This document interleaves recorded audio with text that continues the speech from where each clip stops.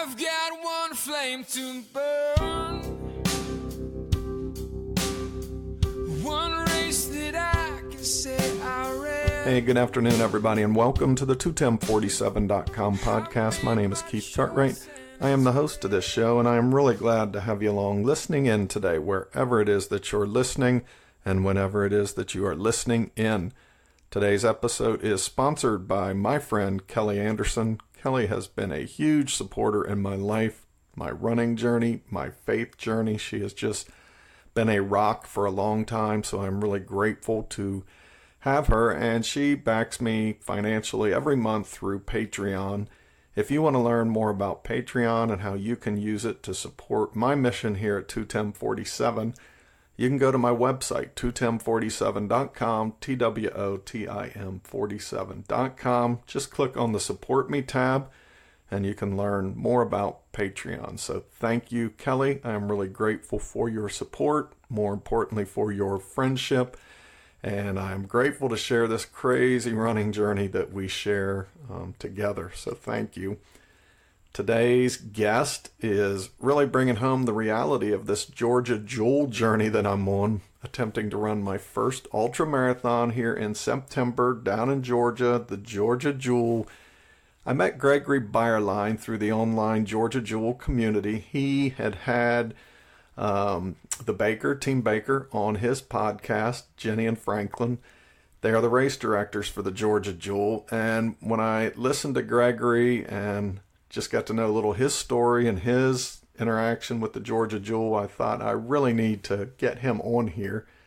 So I reached out, and today we have a really fascinating conversation. I'm excited to bring it to you. And next weekend, the 18th, I will be down in Georgia for what they call the trial run. I hope the trial run doesn't scare me away from the real deal, but one of the added bonuses, one of the new bonuses now, is that I will get to meet Gregory in person down there. So I think after you listen to this interview I did with him, you'll understand why I'm really excited about that opportunity.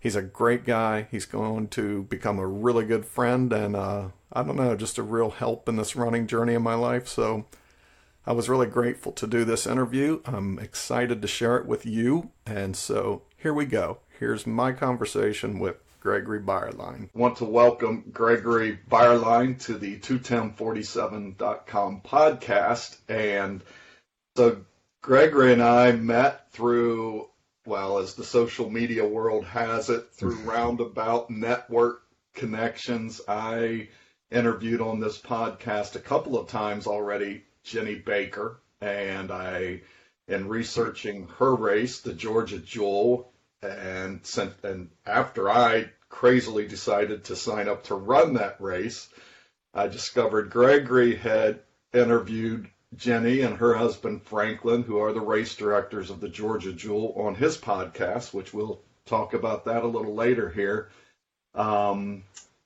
Then digging into his story, I discovered he had run the Georgia Jewel last year, I think the 17 or 18 mile version of that.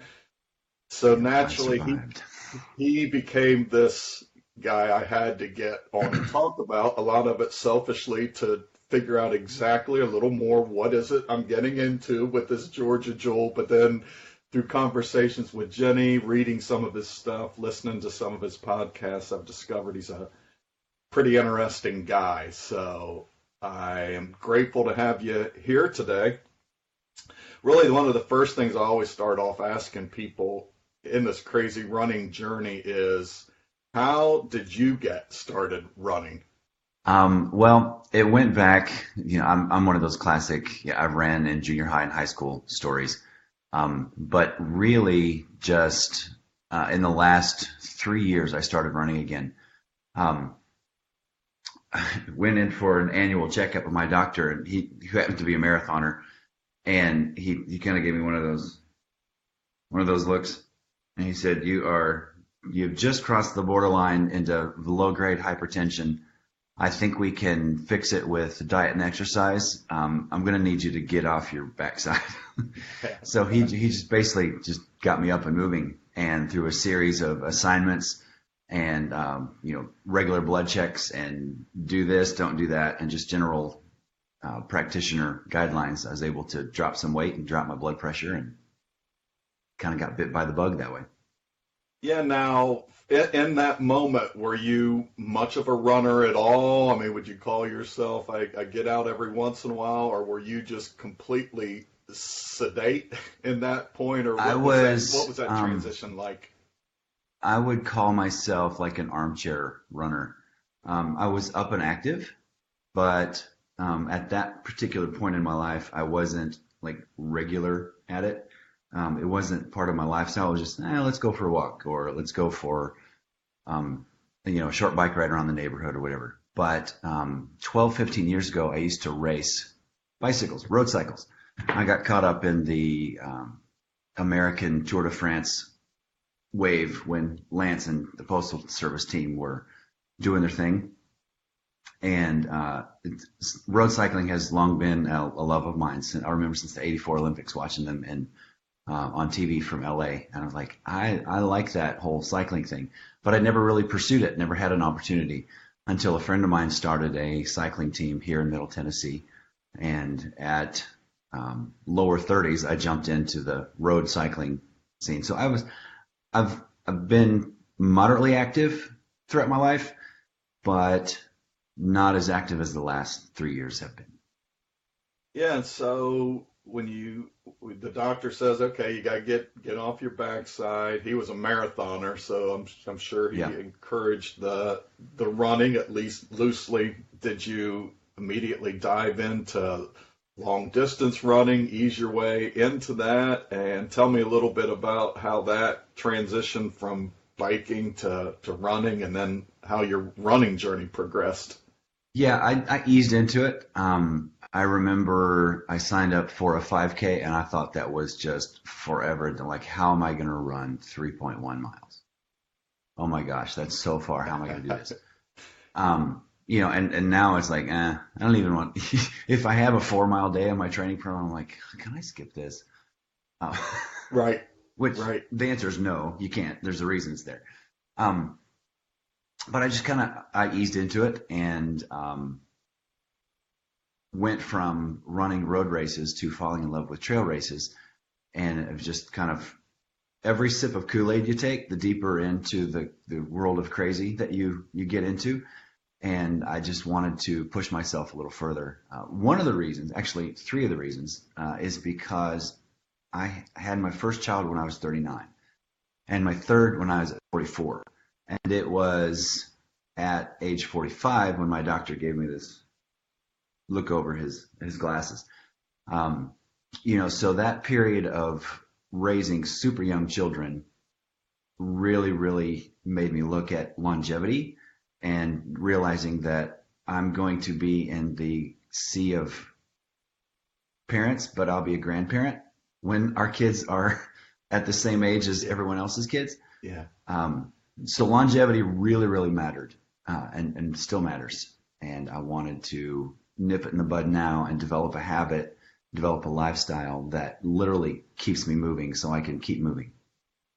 Yeah, that was another piece when you and I got to talking. That was a connection in our stories. I had my first one when I was 42, and then my second when I was 44. So I'm 54 now, got 9 and 11-year-old boys, and like you, wow. I'm looking that, okay, I keep projecting out, okay, when he's in the 4th grade, when he's a senior in high school, I'll be, early 60s. Yeah. It gets intimidating if you're not trying to do some things to be healthy for them. I look at myself now, and especially in the last 4 years with the running, the age, I don't think the age matters to me as much now as it would have if I hadn't got into the running. I think I would feel much older. I think I would feel unhealthier. I think the future would look a little more intimidating, but it's kind of just a number right now, although that number may be more intimidating when it has 60 right. in front of it. So how in the world did we get here already? Right. Talk to me a little bit about that, because I can relate. I don't think, my running journey started my boys were a little bit older. It wasn't this epiphany when they were born and this sort of moment with you, holy cow, I'm in this for the long haul and I'm not young. But I do find myself, especially as they get older, start getting involved in sports themselves. And it's funny, I came home yesterday from work. I was able to change into my running gear and then sneak out before my boys actually knew I'd come home from work and went out. Wow, So that's pretty stealth. Well, I think they were involved in one of their video games or something. So I can be like non-existent when they get into that. Oh, yeah. Well, yeah, there's that also. But I went out for a run and I came back in the house. It must have been 5:30, 6 in the evening. And my oldest looked at me and said, Dad, have you been running all day? So he looked like he might not have been too shocked by that. But nice. The piece of that is that they see us doing that. And as they start to get a little more involved in sports, I think for me, they see how hard I work at it, how committed I stay to it. And I just hope to some degree they're internalizing that as they start going down whatever path they choose, whether it's sports, running, or something completely different. I think it transfers over. Just curious if you've had any thoughts in terms of the character piece that this builds into your kids. Yeah, well, that's definitely at play. My almost 9-year-old, my oldest, will be 9 here in a couple months. She has recently learned to ride a bike with pedals on it. We took the training wheels off, but also took the pedals off, so turned her bike into, I think, what do they call them? A balance bike, where she could get the feel of a two-wheeled bike, but her feet were still on the ground, like the Flintstones. And the street we live on has a slight incline. If you go this way, it's slightly uphill. So she was, trying to scoot this thing, but was getting tired, and she wanted to give up. I'm like, no, baby. I mean, you just figured out how to do this, and you asked me to put your pedals on, and I think now would be a great time to do that. It's going to use different muscles in your body, just because it's just the way the body is aligned and the way the bike is engineered. But she would go down the little decline, turn around, and then would struggle coming back up. She's like, no, I don't know if I want to do this anymore. This is not fun anymore. And it's not that it wasn't fun, it's that she was getting tired. And she ran into this first obstacle, this isn't always easy. It's going to be something that I'm going to have to work at. Or I've hit a challenge. Oh my gosh, I've hit a wall. What do I do? Well, you go through it, around it, or over it. You don't just turn around and go home. So I had a little moment there where I was trying to convince her of that. And I could bring in some stories from the trails and like, babe, remember that time I came home and I had blood on my leg because I fell down when I was on the trail?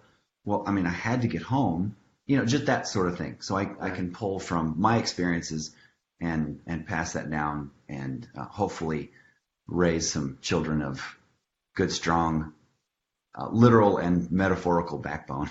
Yeah, absolutely. No, I love that running at its core has a lot of resiliency, persistence, overcoming. I mean, and all of those easily transferable traits to whatever somebody's facing in life.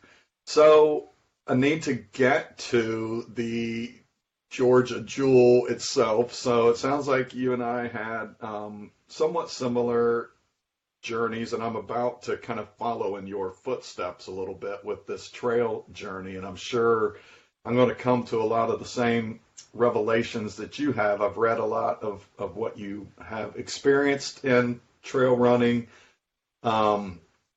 So my journey has been, I started running, and long story short, got bit by it, have now run about a dozen half marathons, all road races. Until last weekend, ran a trail race, but it was more flat, gravelly, service road type trail, and a couple of marathons, and mainly made the commitment to try this trail running, this Georgia Jewel. Honestly, I was captured by this whole idea of 35 miles. I've been wanting to push myself in distance more. And I think I'd signed up for it when I really started to understand the magnitude of this difference between trail running and road racing. Yeah. When I started hearing terms like technical trail and elevation gain, and then when Georgia Jewel, when I actually started hearing the word mountain thrown in, I was like, wait a minute. So talk to me a little bit about first just this transition you made to trail racing and what that how that captured you, and then we'll talk a little bit about specifically about how you got connected to Georgia Jewel. Yeah, well, the thing about road running is, and even more than road cycling, is it's so easy to do from anywhere, because there's pavement everywhere. We just moved into this house 4 years ago, and before the neighborhood was developed, I realized where we were, and I was on, like, right out my door are roads I used to ride my bike on. And I thought, well, this is great. I've got all these former training roads, like, right out here, because there are roads everywhere, except in the trail where we don't want the roads. But opportunities available for you to be able to run anywhere, and it doesn't require packing up a bike and all your gear. And it's not, you need, I mean, for a guy, all you really need is a pair of shoes and a pair of shorts. Everything else is a bonus. You want a shirt? Great. You want a hat? Great. You want socks? Great. But you really only need shoes and shorts. So there's no excuse to run road. So that was the low-hanging fruit when I started running. But as a creative, I get bored with stuff a lot. And I was running on the same routes, and I was, going by the same houses, and I was just getting bored. So I thought I would venture off into the woods, and I kind of have never looked back. The downside is that trails for me are 25 minutes one way from my house. So it requires a little bit more time involved and some planning. So I'm a hybrid runner. I run roads during the week and trail mostly on the weekend, just because there's more time available. But man, getting in the woods I feel like I'm a 10-year-old boy again. And I really can't explain it. I want to borrow the Harley Davidson saying that, if I have to explain it to you, you wouldn't understand. But I want to try, because I want people to come more into this fold. There's something about being away from the masses of humanity, the traffic jams, the cars, the exhaust, the big trucks, the dump trucks, all of these things that literally can kill you at any given moment. But you get out in the woods and you start to hear the birds, and you hear the wind rustle through the trees, and then you can hear the thunder off in the distance. And depending on the time of day, if there's lightning in the sky, you can see it rolling. I mean, it's just more interesting being in the creation, the natural creation, than in a man-made world. It's like the Truman Show. I think it was the Truman Show. Is that the one where the guy lived in a bubble? Yeah. He just wanted to break free. And I feel like living in suburban life or city life or urban life, where there's glass and steel and concrete and pavement everywhere, that's like living in a bubble. And we've got to get out of that and get back to nature and get dirt on our shoes and see some waterfalls and get our feet wet and just all that. It's interesting, so you're a photographer by trade, and clearly a creative at heart, because you do some podcasting. I've read some articles you've written. So we share a lot of similarity there. I wonder, as I talk to everybody or read articles about folks who've discovered trail running and embraced it in a moment, this sort of aha. Our mutual friends, the Bakers, I know they have a real spiritual connection with nature and the trails. I think you mentioned about being out there in this natural creation, so I know that that's going to be a draw for me. But I just wonder if trail running does draw more of these creatives or more of these deeper thinking, deeper seeing people. Tell me a little bit about this trail running community. Have you seen a difference in that community versus the community? That's a fantastic question. I would say that there is a distinct difference between the group of runners that considers themselves trail runners and the group of runners that considers themselves road runners. Neither is better than the other. They're just different. It's, a chocolate chip cookie or a cupcake. I'll have both sometimes at the same time. I mean, they're both wonderful. The trail community is definitely a more colorful. I will call them a little more free and loose, because we're tied to distance and time on feet, not necessarily the shortest time on feet.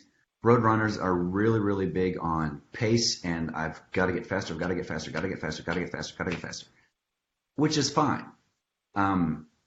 That is a 9-to-5 job for me, Right. as leading a team of photographers. Everything is go, go, go, go, go. And there's still a competitive side to me because, well, there just is. Can't help it. But when I get out on the trail, it's like, okay, savor. Yes, we're going to go. Yeah, we're going to attack this hill. We're going to bomb this downhill, and we're going to have fun doing it. And, the terrain's going to vary, and that's okay. I don't care about my pace. Well, I did, but now I just understand that trail running is on the average about 2 minutes a mile slower than any road running pace, generally speaking. Yeah. So they're similar, but they're just different. So trail runners bring out a little more, I would say, the population of creatives or deep thinkers. Not to imply that road runners aren't, they're shallow, because I don't want to go there, but a little more of the right brain type on the trail, right, and left brain on the road, I would guess. Yeah. Just as gross stereotypical generalization. But just trail people are just a little bit more my people. Yeah. No, I'm anxious to kind of dig into that community. Like I said, the more I read, this conversation with you, and some of the best friends in the world now are these folks that I have met in this running community almost exclusively at this point, the road racing community. And there's just so much to embrace in those people. And it sounds to me like one of the common denominators with them both are just, the fact that you're giving your time to me this morning to have this conversation. I've met so many giving and selfless friends who would do anything for me and for the people around them. It's just been a beautiful community to become a part of. Agreed. I like what Jenny Baker calls it. She calls it the generosity of strangers. She's referenced some events that she and Franklin had done. She got locked out of a car and someone was able to pop the lock. Or there was a race that Franklin did with his dad, and it was super, super hot. And people are there cheering him on. Hey, this is your first ultra. Awesome. You've got this. Do you need some water? Do you need some food? You're going to make it. There's a little more free flowing compassion and empathy because we get each other, right, and we know that it is a challenge and that we're stretching our limits. And, I like that term, the generosity of strangers. I'm pretty sure that's a Jenny Baker original. It sounds very Jenny Bakerish, very much so. Yeah. Well, talk to me. Let's go, Jenny Baker, Franklin Baker. There's in my mind, I absolutely believe my path with the Bakers has been coordinated from way back. It's not a coincidence that my first venture into trail running and ultra running is their race. I interviewed Jenny about a year ago, before I even knew the depths of her running life, before I knew anything about Georgia Jewel. I really interviewed her based on digging into her eating and running, her book, The War on Normal. I was very curious about that. So we had a long conversation about that, during which we briefly discussed this whole Georgia Jewel. It was so far off my radar, it really didn't even trigger a deeper, let's dig into that a little bit. But then as I ended up running some different races and more challenges start to pop into my mind, this Georgia Joel just kept echoing in the back Right. here. Like this little seed had been planted, and now that I know Jenny Baker better, I believe she absolutely was purposeful about digging the hole and putting the seed in there and Likely covering so. it with soil.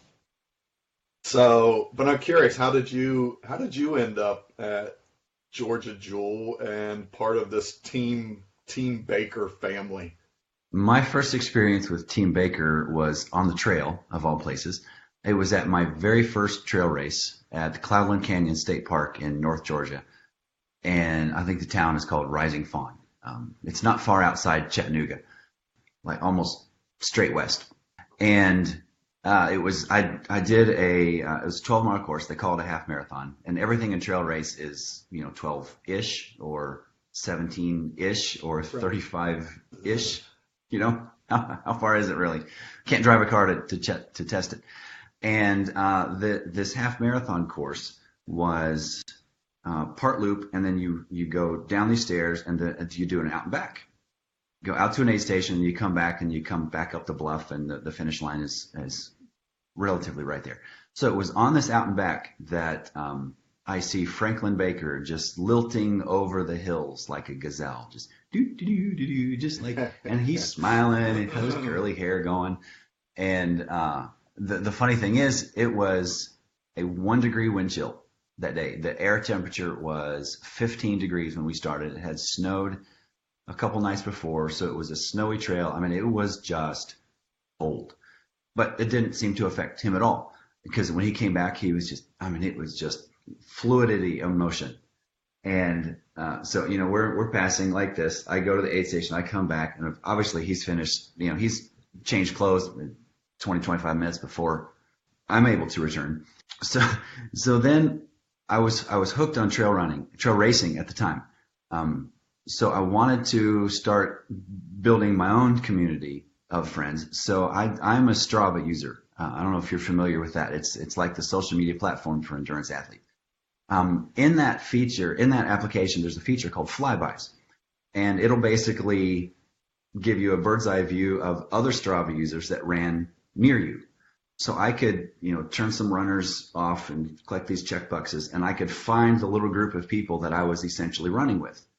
And then I could, what I call Strava stalk them. I figured out, okay, well, he lives in Chattanooga. That's right. I remember that because he said he gets to run out here every Friday or whatever. And I was able to identify 2 or 3 people that I was like, wow, we're pretty close. We go to Chattanooga every now and then. When I go down there, we can have coffee, grab a beer, grab a run or whatever. And so I mentioned to Franklin, I was like, hey, congratulations. I saw you out on the trail, blah, blah, blah, congratulations. And we just started exchanging messages back and forth, just kind of getting to know each other. Just really more just, hey, dude, yeah, high five. Yeah, cool. That was awesome. Just right. Superficial dude stuff. And I happened to remember him mentioning that he and Jenny were going to a homeschool conference in Cincinnati. Like, wait a minute. We homeschool. We have another thing to connect with. So we messaged about that back and forth. And then as we peeled the onion, we realized that there were many, many layers of similarity.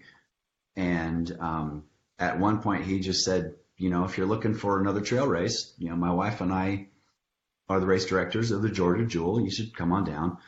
And that year was my self-imposed, I'm going to run 25K or less, just due to time constraints and family responsibilities and just work and freelance and all this stuff. Okay, I did the math. Okay, 17 miles, that's 27K. I looked at my wife and said, hey, baby, how about it? There's something I really like to do. I like this guy. This sounds like a cool group. Wouldn't mind pushing my limits a little bit. So that's how I jumped into Georgia Jewel, and I am now serving up its Kool-Aid. Right. And so last year you went down and ran it was 17 miles, right? 17-ish, yeah. It's like it's actually an 18-ish. Which is another. I won't go there, but you'd never hear a road racer settle for marathon-ish. No. That finish line would need to be certified by. Right.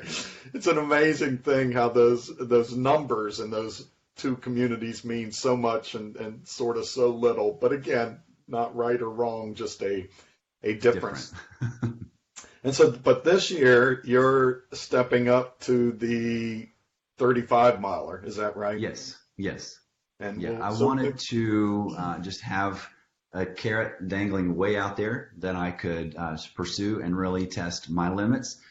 And it will literally be a test of limits because I will not have run a 35-mile distance until that day. And I'm in the thick of my longest weekly miles now, and I'm just kind of working through all of that. And, but okay, I've hit a wall. I have to go through it, around it, or over it. There's no going back because I've committed to this. So yeah, I'm excited. And also one of the reasons I wanted to not do the 18-ish again is because it's a been there, done that.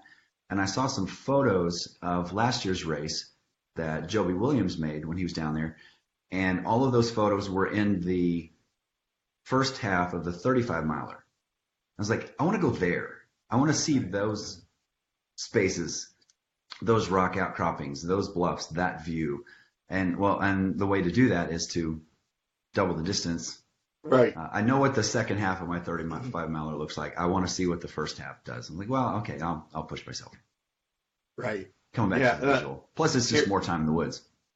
Absolutely. And I hear a little of that creative piece coming out, being lured in not so much by the challenge itself, which I'm getting to know you enough to know that is a piece of it, but just this whole idea of seeing something that you've never seen. And right. I guess when we get into trail running, seeing things not many people are going to see. It's just yes, things you can't see from a car window. So tell me about the jewel then. What am I going to encounter, I guess, especially in that last half, since you're really familiar with that. I'll be coming down to do the training run here in a few weeks in August, so I'll get a little... And that will be one of the best decisions you've made all year long. Right. Well, tell me a little bit about what I'm about to face, being a fairly flat road racer. This is not that. It is neither flat nor road. That'd be a nice T-shirt. This is not that. This is not that. The first mile and a half of this 17, 18-ish course is a slow grind. Slow grind up. You basically go over 3 ridges that are adjacent to each other. So for that particular race, for the training run that we're going to do, the 18-mile race, then you go up, you run a ridge line, you come back down, you cross a creek, you come back up another one. Repeat, go down, come back up, and then just kind of work your way. There's a couple rock gardens in there. The bakers usually talk about a rock garden, which is about 5 miles from the finish. There's another one a few miles prior to that, which oddly enough, when I was down there, there were mountain bikers coming up the other way, and they were riding this like super technical rock garden. I was like, that's just super impressive. But it's a combination of single track, which literally is just trail cut into the dirt. There's rock outcroppings, there's creek crossings, there's some service roads. So there'll be a time when you could run 3 or 4 abreast on a 2-lane service road. Which you're familiar with, but it's a slow grind up to that aid station. It's the 35-mile one is 35 miles this way, but it's also almost a mile and a half. Straight up. And down, and then back up, and then down, and back up. Yeah, I think the total elevation gain in the 35 is somewhere in the mid-6s, so like 6,500, 7,000, depending on which watch measured it. And I think it's a little more than half that for the 17, 18 course. So that makes far more accurate than it was a minute ago. This is not that, because this is no, it's not that at all. I'll run probably 10 miles today here in Ashland, Virginia, and may get close to 100 feet of elevation gain. Oh my word. Maybe, depending on how many times I go up and down my front porch steps. So it is, Central Virginia is flat. I did go over a couple of weekends ago to the Shenandoah, and we did a 12-mile, pretty single-track trail, went through several creeks, so I got to run with my feet wet. I think we ended up with about 2,500 feet of elevation gain, so definitely did get to to experience that enough to know, again, this is not that. That's going to become my favorite saying. Nice. But tell me a couple of things. So one of the differences I've really come to accept and really embrace in this difference between trail and road racers is, especially at these points of high, straight up, as you say, walking is far more acceptable in this crowd. And then talk to me a little bit about that, and then training. You said you're at your biggest miles this week. So, and specifically, and you and I had talked about this before a little bit, specifically, almost every marathon training plan builds you up, and then there's this pinnacle 20-mile training run. And in some plans, a couple of 20-mile training runs. What does that pinnacle mileage look like when it comes to this 35-mile run for you, the Georgia Jewel? And then how do you, and you said during the week, you're, a hybrid, so you're pretty much doing these road runs during the week. How do you, if you're in that situation, best train for something that this is not that? How do you train for something that's going to be completely different in elevation, surface? Right. The biggest thing during the week that's different is the surface. Middle Tennessee is considerably more hilly than what it sounds like where you are in Central Virginia. Yes. You had joked about you're going to do a 10-mile run and you might get 100 feet of elevation gain. I can go a mile in either direction from my house and get that. Yeah. So, there's just rolling hills everywhere. So to get the elevation, I know where the good long road climbs are and good trail climbs, and I'll go to them. Like a couple weeks ago, I was, again, bored with the same trail I was on. So I did what was called, I call it crossroads roulette. And I would run, and if I hit the intersection with my right foot, I went to the right, and if I hit it with the left foot, I went to the left. And I just, guess I'm going this way. And if it was a three-way, it would be either forward or up. So my goal was to run uphill and just literally just run to the hills. For where you are, trying to find a parking garage or get an old tire, tie a chain around it, tie it around your waist, and pull that up and down your street. Get some sort of additional resistance or stair climb or what have you. But for me, I try to run on my time and not on my family's time. I don't always pull that off, but I want to do like 80% my time and then maybe 20% time. So I'll get up at 4 o'clock in the morning and be out on the road or the neighborhood here at 4:30 to 5:30, come home, take a shower. My office hours start at 7, so I have to leave my house about 6:15. So I can get a good hour and 15 minutes in the morning. I can run at lunch, or I run after the kids go to bed. You just fit it in, when it's priority enough and when it's part of your goal, you make it happen. You turn the TV off and go. Yeah, a lot of good things happen when you turn that TV off. So how far will you run this week, and then what is sort of your target long run, as they put it in this training?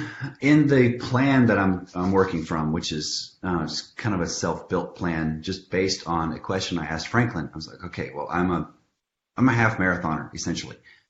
I said, okay, so I'm going to more than double that. I don't know how that looks. So I just asked him, I was like, hey, what are some general weekly mile guidelines? I'm not asking for a training plan, but if you can give me some mile markers to hit, 6 weeks out, be at this many miles, 5 weeks out, be at this, or whatever. And he had recommended, he gave me like for the 6 weeks prior, try to hit these mile markers. And my recommendation is not to do a long run longer than 20 miles, which is completely counterintuitive to me. And it still is, even though I've heard from several people that, no, that's actually really good advice. Apparently, because it takes your body longer to recover for a longer than 20-mile run than it does a shorter than 20-mile run. So when I asked him about that, I said, okay, so I'm going to barely run half of this race distance at one time. He said, my recommendation, like if you want to cover the miles, then do a 20-mile run on Saturday and a 15-mile run on Sunday. Break it up, but the break in there will give you some recovery So you're not, hobbling around at my age Right. on Monday, Wednesday, and Monday, Tuesday, and Wednesday the following week. Your recovery is quicker. Right. So I was like, okay, well, he's a gazelle. He knows he's been down this trail a lot more than I have. So I'll give it a shot. I will say, though, that I'm going to break that rule for this week because I'm going to do 30 miles tomorrow on Sunday. My birthday is tomorrow, and I'm going to do a birthday run on Sunday, and I'm doing a metric birthday. So I'm going to run almost 30 miles for my almost 30th birthday. Okay, it's metric, so it's 48K. That's really breaking the rule then. You're not just Yes. slightly going over it. You're destroying it by 50%. Yes, but what I have done is I have really backed off this week. Okay. So my total weekly miles will still be what this week's assignment was. I'm just lumping them, almost all of them, into one run on Sunday. Because I need to figure out how this body works after 2.5, 3 hours. Because Yeah. I've only gone there twice. Right. Yeah, that is the piece Georgia I Jewel find. 35 for me is going to be a 7-ish hour thing, I think. So I need to figure out how to eat. I have to figure out how to drink. Right. And to fuel this system. I need to know what that depletion is like. So anyway, Yeah. but then I'll go back to, okay, I don't want to do that again until the race. Yeah, no, that's interesting because, well, I ran last week and I did a couple of back-to-back. I did about 8, I guess, on Friday, and then turn around, did 16 on Saturday. And the 16 on Saturday, well, I got to tell you, when I was finishing this whole 19 to go, how on earth would I even get there? But I think it all starts with that mindset at the beginning. If you know you've got 35, you figure out a way to get it done. So, well, happy early birthday to you. Thank you very much. Now, you doing it on a trail, or are you doing it there? I'm going to do this on trail. I did a 16-mile road run last week, and it was gorgeous. It was a great, just one big loop here in the country. My feet hurt. And I think it was a lot of just because it was the pavement, and it was the exact same step every time. The thing I like about the trail is every step is different because every rock or root or twig or piece of mulch or whatever you step on is different. So, yes, so this one I'm going to do on trail, and it's a rather level trail. I'm not going for elevation. I'm going for distance and time on feet because that's my assignment. I'm not looking to, ascend to any high heights. I'm trying to go far for this one. Yeah. No, well, I look forward to checking in with you Sunday, see how that goes. Sunday afternoon nap is going to be nice. So, and well, on a side note too, you said Georgia Jewel, you're kind of targeting 7-ish, 8-ish hours. If you run that in 7, 8-ish hours, I'll be looking at you like you looked at Franklin. I'll be saying that guy is a gazelle. It seems pretty aggressive in my world right now. Some of that is family imposed because the following day, the race is on Saturday, and the following day on Sunday, we're going on family vacation. So I would like to get a little bit of recovery before I have to sit in a car and drive to Orlando and then walk around Magic Kingdom for a week. So it's like I want to savor the moment of the Jewel, but I kind of just want to get it done. So I'm going to kick back at the camping area, and I don't know if that's a sign of your crazy side or your poor planning. This whole trip to Orlando the week. It's after. A little bit of both. Our vacation has been thrice rescheduled, and it just happens to be over Georgia Jewel weekend. Yeah, well, good. Well, as we kind of move into wrapping up, I do want to talk about a couple of things that are somewhat related in your world and just interesting to me. So you're a part of the Moonshine Runners Society. Talk to me a little bit about the Moonshine Runner Society. I'm sure just hearing that piques a lot of ears. What on earth? Tell me a little bit more about that. So how did you... This is it's a society of runners. It's not a club. I don't want it to be a club because it's a society. It's just an affinity group. of runners from various clubs, or they're not affiliated with a club. And we meet one time a month, and it's when the moon is full. And we run at night on a rural country road, and we have our reflective gear and we have our headlamps. But we only turn on the headlamps when there's an oncoming car. We turn them on to be seen. We don't turn them on to see, because running in the country under a full moon out where we do, you could hold a book up to your face and you could read the words on the page because it's so bright out there. And it's a magical experience that cannot be described. It has to be experienced. And I started it, I guess we're going on almost 2.5 years now.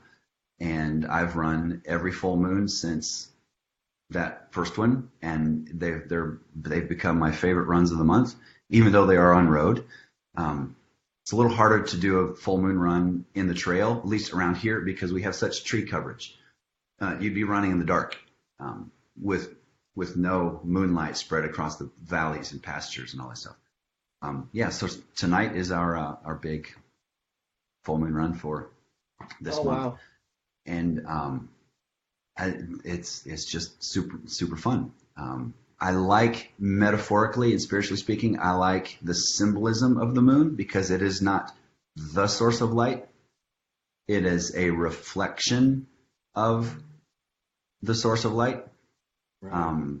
Love that. Because in the darkness we need light to find our way. So there actually is a song. The former lead singer for Kansas, one of the former lead singers from Kansas, has a song called "That's Why God Made the Moon," and in there is a line, because in the darkness we need light to find the way, to find our way. And I'm a big fan of his, and it's magical. That's really powerful. Often I talk about this podcast as being my way of running to dark with this light that I have found in my running journey, and you just very symbolically, sort of tangibly, in that moon run, and then spiritually reflected a lot of that. I imagine you probably get some fulfillment out of somebody coming out and experiencing that for the first time. I do. Yes, very much so. And we will likely have our largest group tonight because the Ragnar Relay organization is doing a nationwide Chase the Moon challenge, and it happens to be tonight. They did one 2 Aprils ago. I think they do it in conjunction with a weekend full moon because that's when most people can go. We run, if it's full moon on Tuesday night, I just don't get enough sleep that night. I run anyway, and I get up and go to work the next morning. But they, since the Ragnar is an overnight relay, this is an opportunity for Ragnar runners to practice running at night. So the local Ragnar rep said, "Hey, I've not had a chance to come to one of your moonshine runs. We've got this going on. Can we work in conjunction?" I'm like, "Absolutely. I love Ragnar. Let's do this." So we should have a really, really good group tonight. And sometimes it's 12 of us. Tonight it'll be probably 40. Last month it was me and one more guy and my dog. And early on, oftentimes it was just my dog and me. Again, people's schedules come and go, but I want to be out there every full moon to host whoever wants to come out, but also just because I like it. It's magical. It's How far are y'all? During the week we have a 4.5 mile out and back. On the weekend we stretch to 6, and the Ragnar Chase the Moon is 6.7. They've done some math, and they're like, if we have this many people run 6.7, then we can run 5 laps around the moon. Something like that. So we're going to do 6.7 tonight. Have a great time. You got a big weekend. Moon run, the birthday. It's going to be a big. Yeah. We've got a chapter in Huntsville. So it was founded here in Middle Tennessee, the Nashville chapter, and we have a chapter in Huntsville, and I'm working on one in Central Illinois, which is where my hometown is. It's the kind of thing that if there's a runner in whatever city that, is kind of Pied Piperish, hey, come on, let's do that. And ideally like 2 or 3 runners. So in case one can't, then the other one can step in. They're super easy to launch. I'd be happy to help start chapters around the country because it's just a magical thing. Really must be experienced to really understand it. Yeah, and I imagine there's a lot of, especially as if you could get that expanded to other areas, I imagine there would be a lot of conversation around what it was like. It wasn't until my 20s when I started. Okay, I'm gonna like totally nerd out here. I'm a huge fan of hymns, and specifically the words of the hymns. One of the things and similarly, I love black and white photography, and they go in, they're in conjunction. One, with black and white photography, it's all about the subject because there's no what I call a distraction of color. There's not a red dress that you're suddenly drawn to. There's not a yellow Right. this thing over here. It's all content. And if one were to read the hymns, the poetry that the hymns were set to music, if you just read the words, that's taking the music out. You know, it doesn't sound like old church campy. It doesn't sound like a madrigal choir or whatever. It's just the text, which is often older than the words. So if you read the hymn poems, that's where the magic is. And that's important because in the church I grew up in, the music leader would say, okay, we're going to sing, turn your page to number whatever it is. We're going to do How Great Thou Art. And we're going to do the first, third, and fourth verses. Right. Right. Like, okay, well, it's a time management thing, whatever.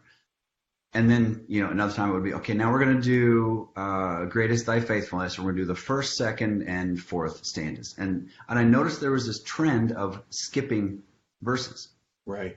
So, and it wasn't until my 20s, as I'm reading these verses that were skipped, almost all of them were the nature verses, which was just mind-boggling to me. And it's like, I get it, because at the time there was a lot of, pantheism was a big thing, and they didn't want to even go close to, God is in the trees and God is in the wind and all that stuff. I'm like, no, God made the trees and God made the wind. We don't ignore them.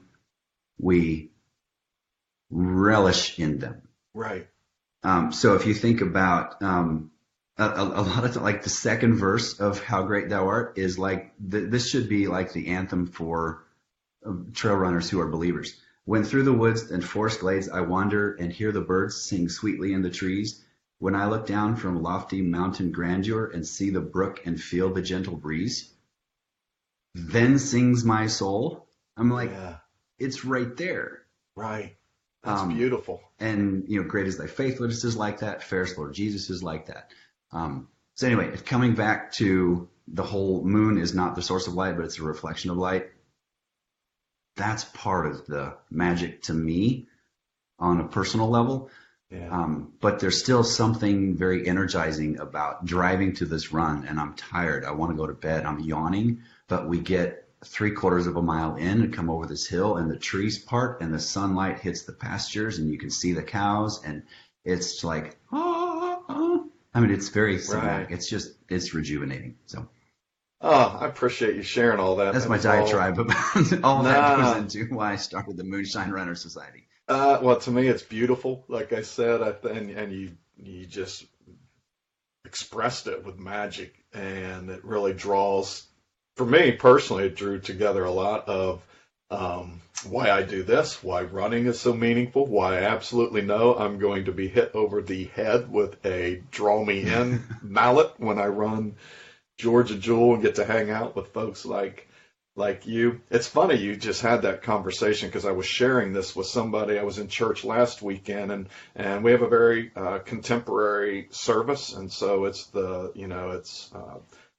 a very well developed contemporary service to 10 musicians on the stage, every instrument you can think of, the lighting. It's as good as any concert you could go to, which I love music and I really appreciated it. But they played a song that I had been listening to a lot lately, but they had the words up on the screen, and I found myself just reading the words, and it just floored me how completely unfamiliar I was with that song. And so, yeah, your point about reading and taking that all in. It's I think we can get distracted sometimes. I grew up in the Catholic Church, which I'm not now, but I grew up in the Catholic Church and very familiar with the let's do the first and the fourth, and just you saying that, it's like, wait a minute, it's like opening a book and say, let's read the first chapter and the 8th chapter and think you're going to get what the writer was trying to relay in that. So just that was sort of a side message that's really hit me in this that was unexpected. So I appreciate that a lot. Yeah, talk to me about the, so you have your own podcast, and I do. Yes. It's called the Collected Clan. Talk to me a little bit about the Collected Clan. That's got a fascinating sort of origin behind it as well. It does. A lot of podcasts are topical, which is totally fine.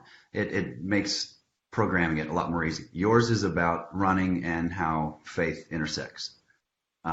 The topic of mine are the people that I have collected over the years. I'm turning 48 tomorrow. I'm fortunate to have met a lot of amazing people, and they have amazing stories. And that's the theme of my show, because I want people to know these people. Right. They've got stories of tragedy and triumph and successes and sadnesses and all this stuff, and I want to tell their stories. And this is where I had the Bakers on. Their episode was just hysterical. But I was looking for another creative outlet, and one that doesn't require hair and makeup, location, and a truck full of gear, and an assistant, and a cast of models, or this, that, and the other. All of that is fun and fine, but they're big productions, and I needed something in between to have them tell their story. It's everyday people. They're amazingly relatable because it's not a celebrity who, yes, may have ascended from poverty or overcome a lot of different stuff, but they've reached a certain status that they've reached the 1%, 2% that the rest of us are likely not going to hit. Yeah. Or it's not a financial guru show. It's not a success-driven show, success-themed show entirely. But it's about people, and it's relatable. And I want people to know the people that I've been fortunate to meet. So I figured this was a good way to do it. I was reading on your website about the Collected Clan. This is really just your mission to bring back this human connection that you feel like we've just really lost. These conversations. Oh yeah, very much so. Very much so. These conversations are with people that you've had the opportunity to have these real life connections with, and I guess this is your way. And some of them are people I've known for over 20 years, but maybe our paths don't cross as regularly as they used to. And they would start telling me the story, and we'd go down this way. I was like, wow, I've known you for this long, and I didn't know this. So every conversation I have, even though I think I know them, I learn something new about them, which just goes to further knit us all together, and it furthers empathy and understanding. And wow, we're kind of all in this together. It's not just rainbows and unicorns all the time. There's just crap that we go through, and we're not the only ones that go through it. So it's been encouraging to me to hear that, and I hope it is to listeners also. Yeah, well, like I said, I'm going to go out and tackle the roads today in some heat, so I think I will load up your latest episode. It looks like it was with a musician friend, so I think I'll take that one with me today. And yeah, that one's really cool. That actually is in 2 parts. He and I ended up talking for 3 hours, which is odd because he and I actually talk a little more. We see each other a little more often, and we listen to both parts in sequential, part 1 then part 2, because there's a unifying thread to that one that if you listen to only part 2 first, then you miss the context. I just had to break it up because it was a 3-hour conversation or 2-hour conversation. total. And that'll be about perfect for me today then. Yeah. So and that's I gonna am work super excited about the new episode that releases Monday because it's with a coworker of mine that I run with. She's a ultra runner. She's a training for a 100-miler, and she tells this amazing story of adoption but also growing up autistic. She's the high functioning autistic, and she explains what that is and what those challenges are like for her. But her adoption story is just amazing. It's fantastic. I cannot wait to share it. I can see it in your face. It's amazing when you just have these stories that you know are going to impact people. You just can't wait to. I don't want to let the cat out of the bag, but she herself is adopted. It's a closed adoption. She's never met her birth mother. And then through a set of tragic circumstances, she ended up adopting out her first child. So she's not only an adoptee, but an adopter. Right. Wow. But she has an open relationship with her son, and they're like the best of friends, and it's just remarkable. Wow. I can't wait for that to come out. I am excited to listen to that. As we wrap up then, you touched on her training for a 100-miler. I'm curious, you had this eyeglasses dropping moment with your doctor there several years ago, and you eased into this running thing. Last year you had this sort of parameter, nothing over, I think you said 25K, 27K. Now obviously you're tackling a 30-mile birthday run, 35-mile Georgia Jewel. Where does this running thing go for Gregory then? It kind of scares me because I see a little of this. I was a guy, I'm never going to run half marathon, Georgia Jewel. Where's this go in your life? I don't know. I really don't know. I currently have zero desire to tackle a 100-miler. This really was my year to do a 50K. And I'll do another 50K in November. That's actually a quote 50K. This one just happens to be 50K plus 4 because it's 35 miles. But I wanted to do it because it's Team Baker, it's the Jewel, and I want to see that other part of the course that I didn't see. I don't know if I'll do a 50-miler. I don't know if I'm going to have the time to commit to that. So I don't know. Yeah. Well, a lot of it is going to depend on how my body responds on Sunday and then on race day with the 35-mile on trail and how recovery is. And I don't want to be bound by limits, but I don't want to just foolhardily push limits to where I cross that line into this is not safe anymore. This is doing damage instead of doing good. So I don't know. Yeah. I may stick to 25K and shorter again. I may just do 50K and shorter, and I don't know. But I can tell you that it will be a lot of left, right, and over the hills and through the woods. Yeah, I appreciate that, buddy. I guess my hope is then nobody shares pictures of the 100-mile part of the course that may leave you feeling like, boy, I really want to go see that next year. Well, the way the Jewel is set up, the 100-miler is a huge out and back. So it's basically 2 of the 50-miler. So in that strain, I would need to do the 50, and then I've seen the entire course. Okay. Just only from one angle.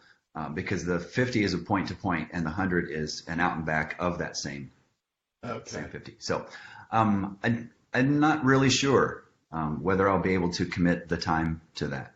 Of course, this time last year, I wasn't sure I was going to be able to do the 35. I had some friends who ran the 35, and I was at the finish line for 3 hours before they came back. And I was like, I cannot imagine doing this again. But here we are. I'm going to double that distance. So we'll see what happens. I know I'm going to have a lot of that. The one thing I have learned in my running journey is to, the old phrase, never say never, but it's never been more true than it's been in Right. this running, because I've broken a lot of nevers the last 2 or 3 years. So, Yes. um, But it's and I know exciting, me. right?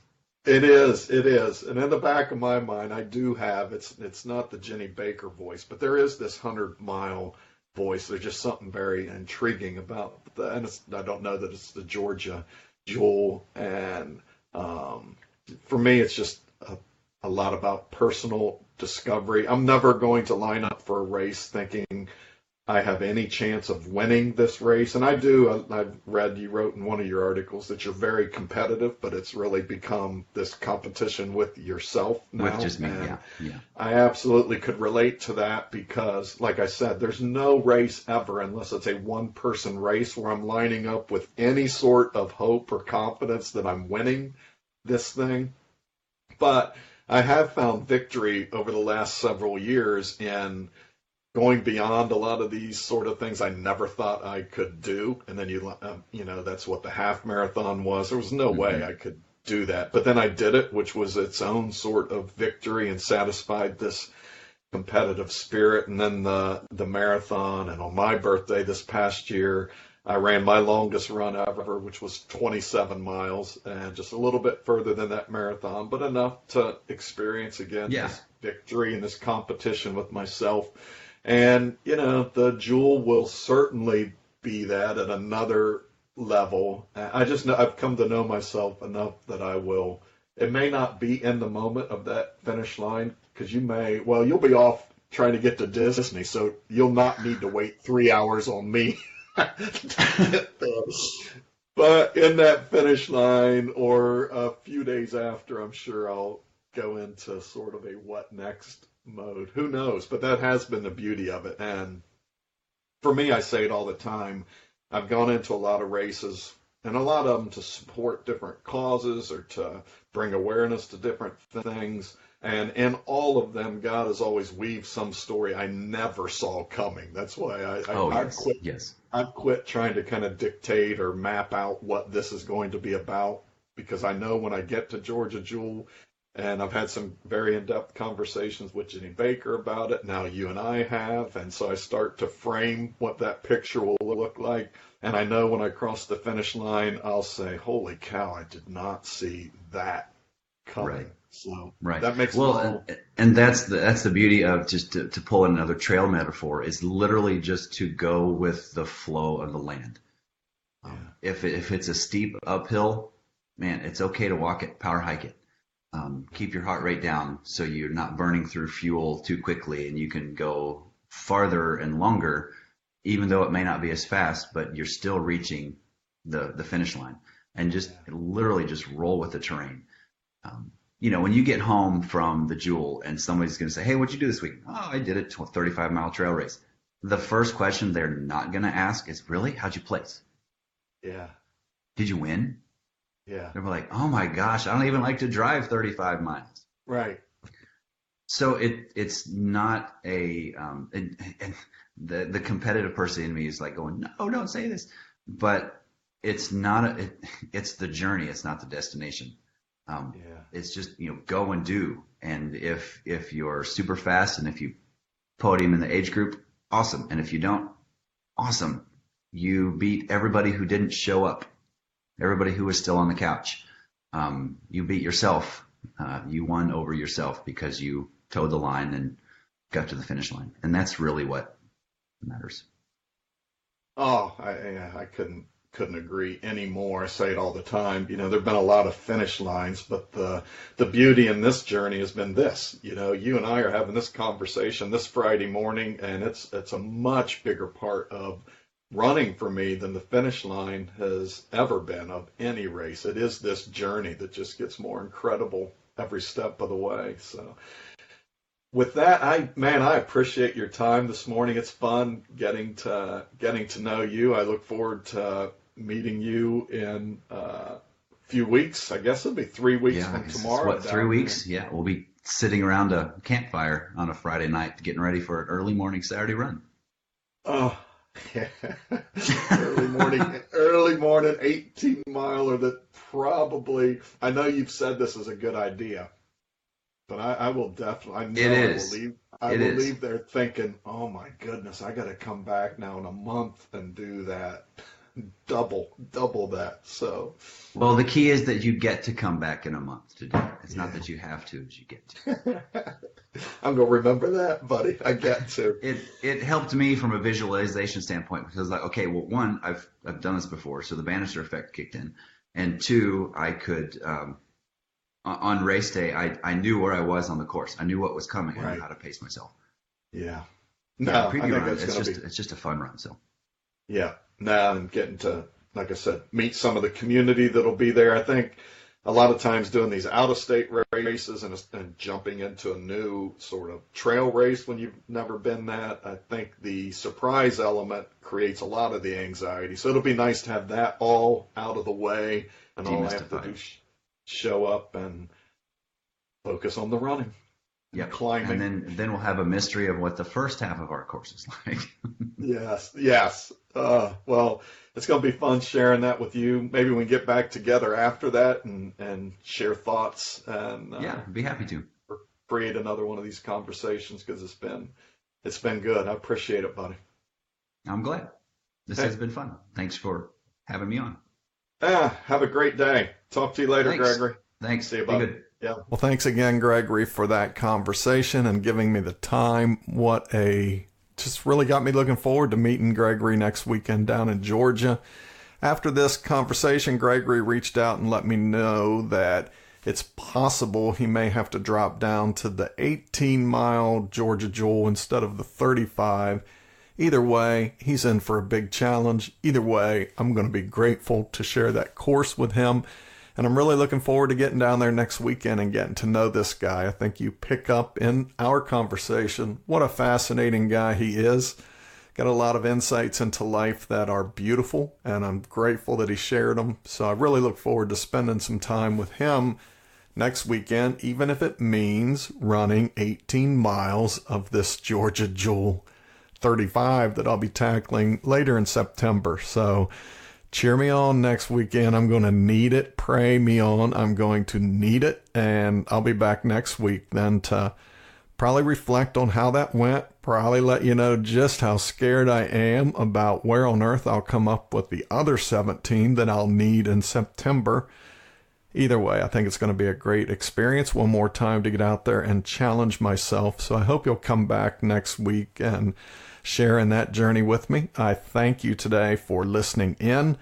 And if you have running plans this week, run hard. If not, get out there and cheer somebody on. And if running's just not your deal, come back here and listen in again. I think today's episode with Gregory is a perfect example why it's not all about running. We dug into life pretty deeply there and just some shared values and shared insights on life. And not all of them had to do with running. In fact, the big picture, not much of it had to do with running. So thanks for listening in today. And again, thanks, Gregory, for your time.